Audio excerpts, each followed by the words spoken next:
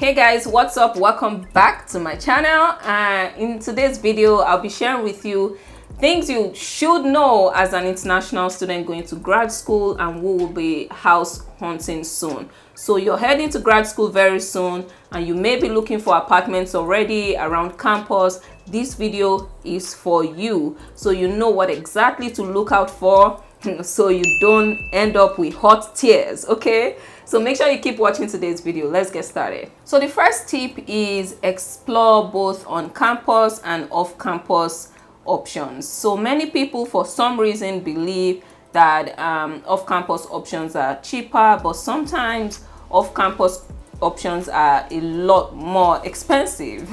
So this really depends on the city where your school is located, so you want to make sure you explore both. What I really recommend is before you land on campus or before you get on campus, reach out to current students and recent graduates and try to get a sense for what are the sites, what are the places, any Facebook groups that the school runs that you where you can check for on-campus and off-campus options, so you can get a sense for where to look, because some off-campus options are just really pricey, and some places the school already subsidizes the on-campus option, and it's the other way in some schools. So you want to make sure you get a sense for that, and you know what you're doing even before you land.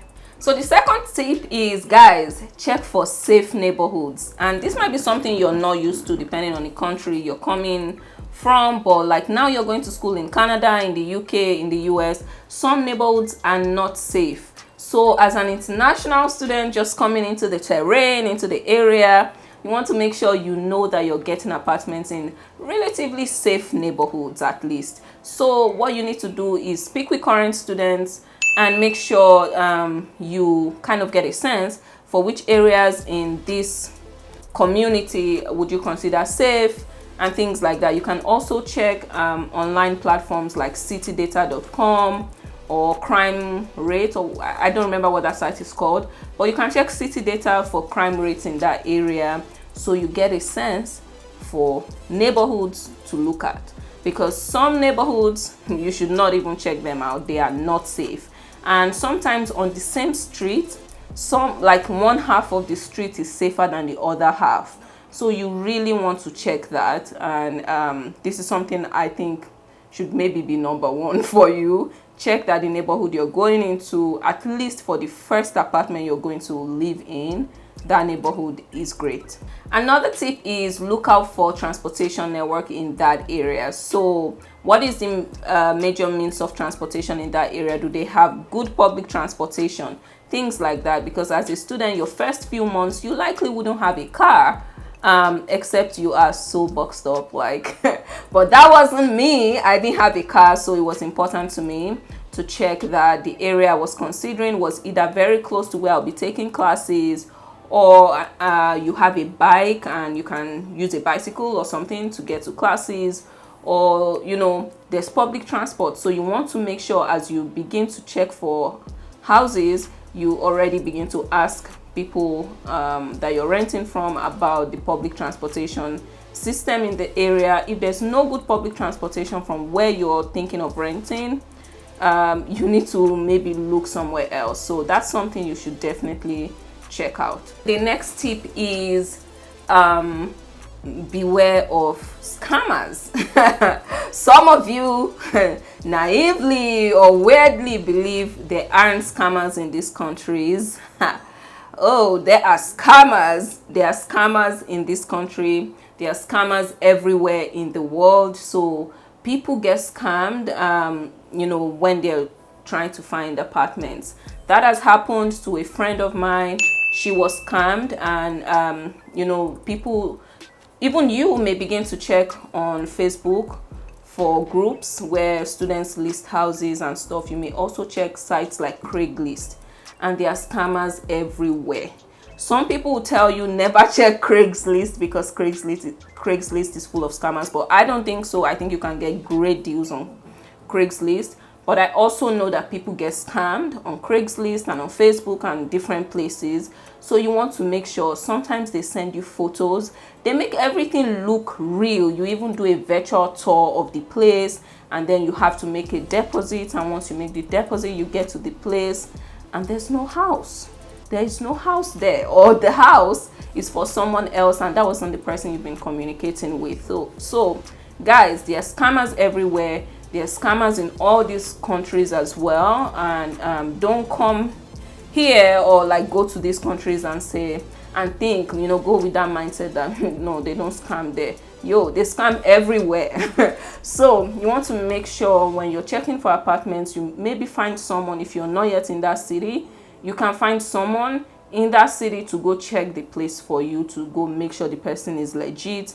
That's what I did. That's what I found useful in the different places I've lived.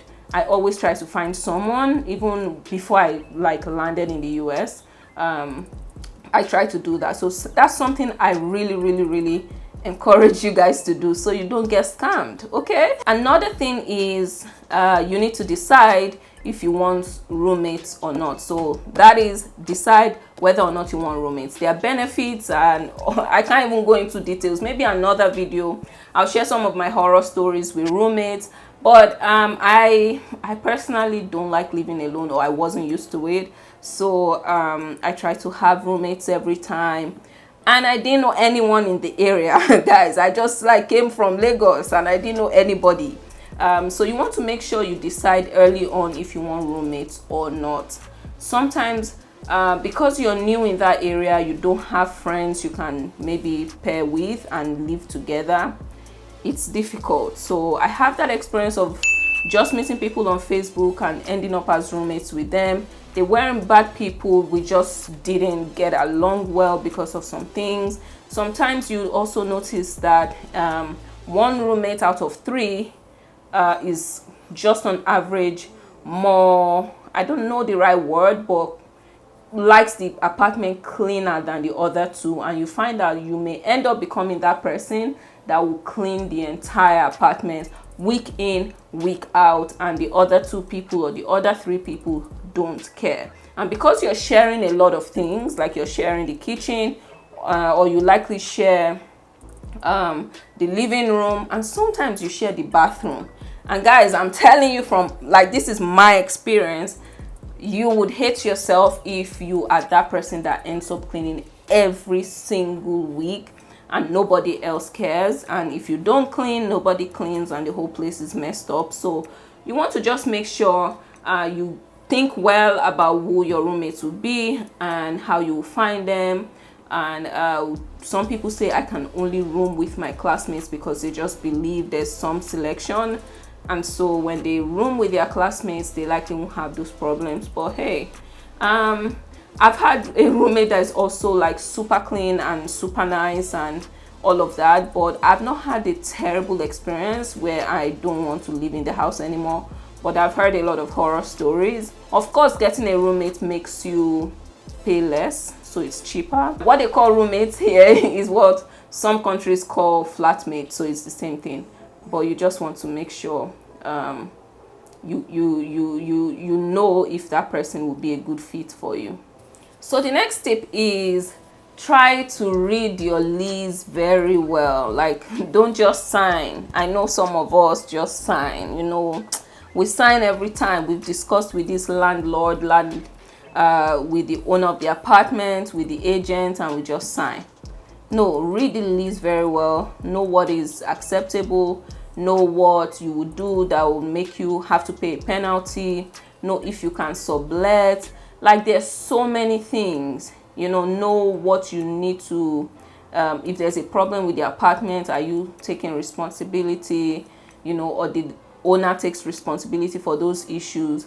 Read your lease, and so that if you have any issues with the lease, you can talk about it early on. It's a lot harder after you've signed and you're trying to get something changed, or you have an issue with the apartment and you don't even know who to call, or you call the property manager and they tell you, well, it was written in the lease, so you have to just deal with it. So read your lease well. So another tip I have for you guys today is, even if you have roommates and you sublet from someone, guys, try to sign a lease. Try to get on a lease. So this is the scenario I'm painting. So it's possible you have roommates, and sometimes some roommates will say, oh, person A and person B will just tell you, oh, we have a 3-bedroom flat, 2 of us already signed the lease, and we're looking for a third person. That is fine. That you know, that structure, that package is fine. But if you don't get on that lease for the third room, like if you don't also say, you know, can you put me in touch with the property manager, I would like to also jointly sign this lease with you. Sometimes those roommates can kick you out without notice, basically, because you are not on the lease. So you're not really a tenant, if you get what I'm saying. The property manager or the owner doesn't see you as a tenant. So your business is with your roommates that, you know, subleased that room to you. And that is not great for you, especially for a first apartment in your new country. That is not good, because at any point, if they just don't like you anymore, they can throw you out. You are not on the lease. For the first apartment, try as much as possible to get on the lease. That will really save you a lot of trouble. So guys, I hope you found those tips helpful. But if you're an international student here, or you were an international student, just comment right now and let me know what other tips you found really helpful, or you would want people to know. Other international students that are, you know, going to different countries, maybe that's Canada, UK, US, any other country where you were an international student, just comment below and share other tips you think people should know, especially if a particular thing is specific to Canada or specific to the US. Share below right now what you think new international students should know before they, you know, get started with this process of finding a home in their new country. So I hope you guys found this helpful. As always, the only way you can show me you like this video and really support is to give this video a like.